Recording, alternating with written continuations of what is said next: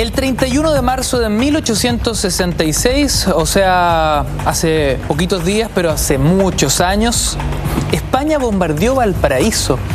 En una guerra, en un conflicto bélico, la verdad siento pocas veces recordado por el inconsciente colectivo.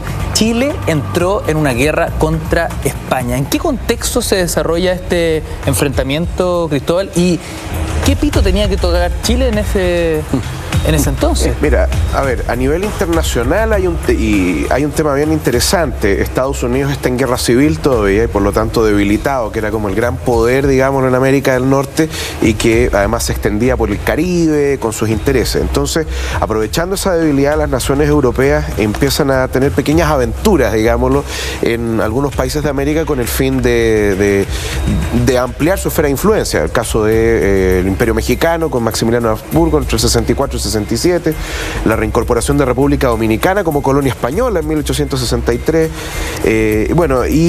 Lo que ocurre y que va a detonar la guerra entre Chile, Perú y España, porque son Chile y Perú contra España, aunque hay otros países que también son beligerantes, es precisamente que los españoles, aprovechando también esta incursión que han hecho en República Dominicana y en otras partes, buscan saldar unas deudas que existían con el Perú.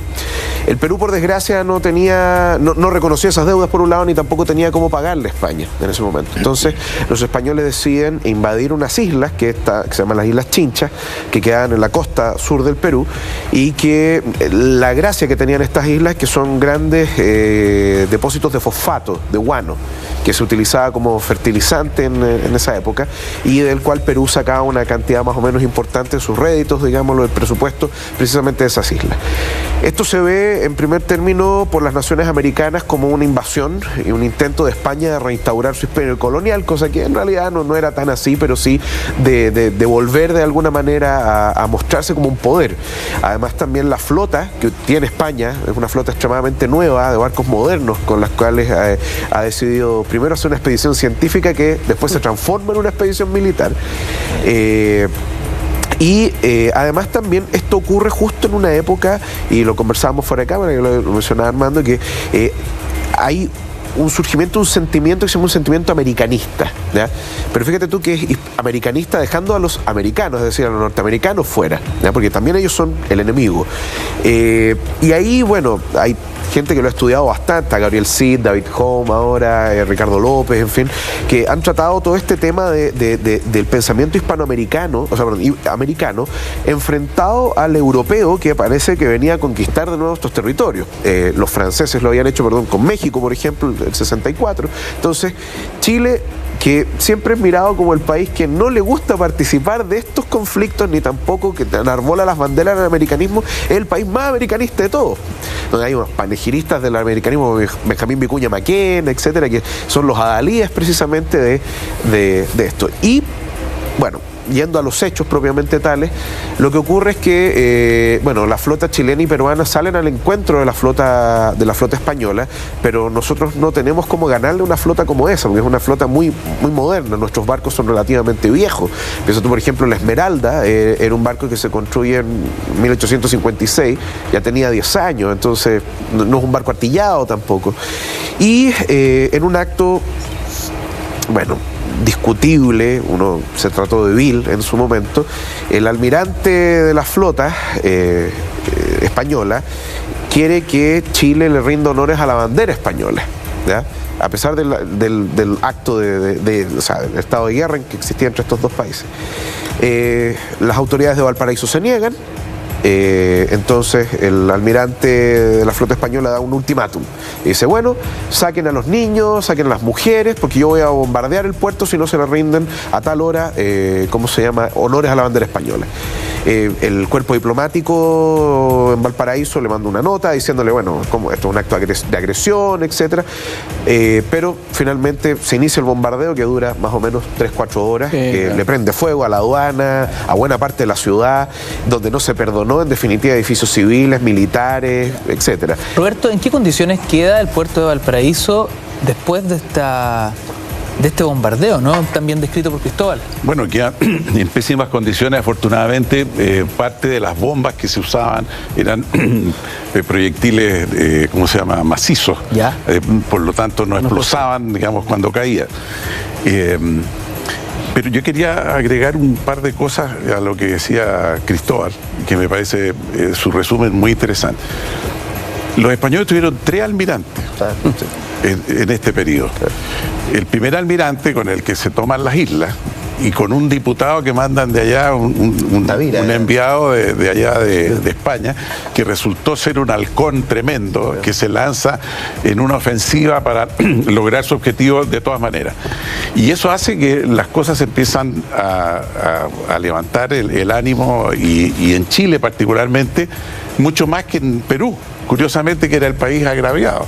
Estados Unidos no se mete en este tema, no se incorpora porque está en plena guerra de la secesión. O sea, su doctrina Monroe la deja de un lado y se dedica fundamentalmente a esto.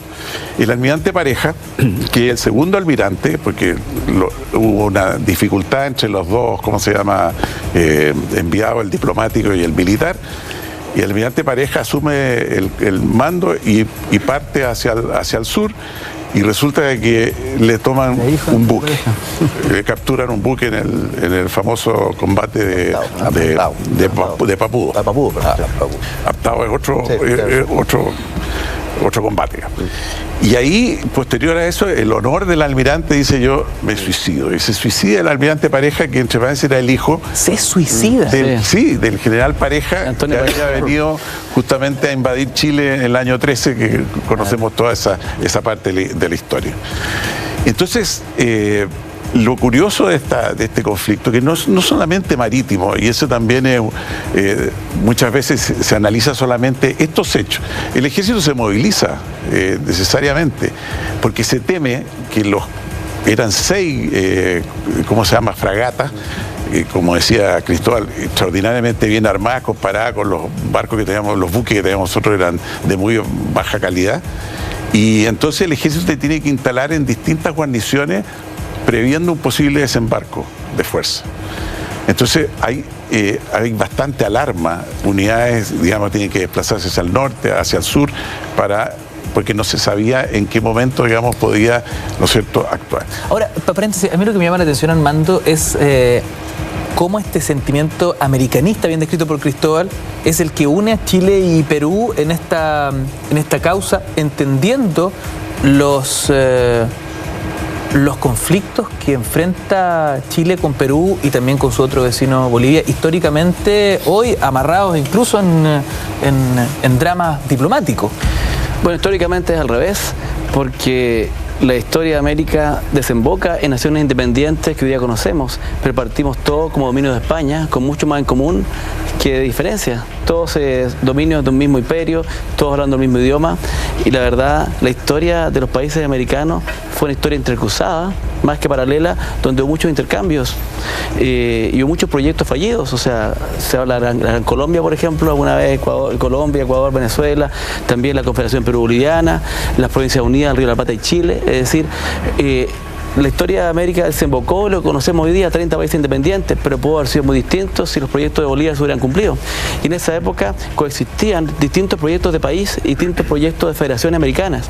Y por lo tanto, junto a la idea del nacionalismo creciente que recién está instalando a partir de dispositivos como justamente la historia o las estatuas que se mencionan, también está en paralelo este otro proyecto americanista que nos ponía a nosotros en una relación de alteridad frente al europeo o frente al norteamericano, que se veía como distinto en este mundo americano que surgió la herencia española, pero que ahora tenía una identidad propia. ¿Qué conclusiones podemos obtener de este conflicto bélico Chile-España? Bueno, fue muy criticado en su minuto el lirismo, el romanticismo, etcétera, de personajes como Cuñaquena, que eran muy especiales, que tenía a sus enemigos, les hacía biografía y terminaba enamorado de ellos. Es decir, era un gran escritor, un gran narrador, pero tenía poco rigor en esto. Y yo creo que este sentimiento que le hizo a Chile demuestra que es una época en que Chile se estaba formando, y también las ideología, los conceptos, el imaginario todavía no estaba construido.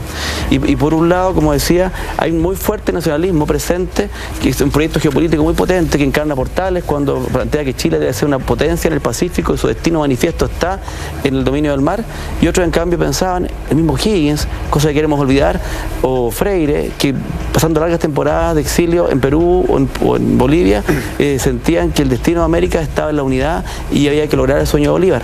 Por eso en esta época justamente esta guerra refleja esa ambigüedad, esos proyectos paralelos que al final fueron vencidos y se impuso el proyecto nacional de un país único, lamentablemente frente a sus enemigos, que se expresó con mucha fuerza en las décadas siguientes en la guerra del Pacífico, que seguramente luego vamos a comentar.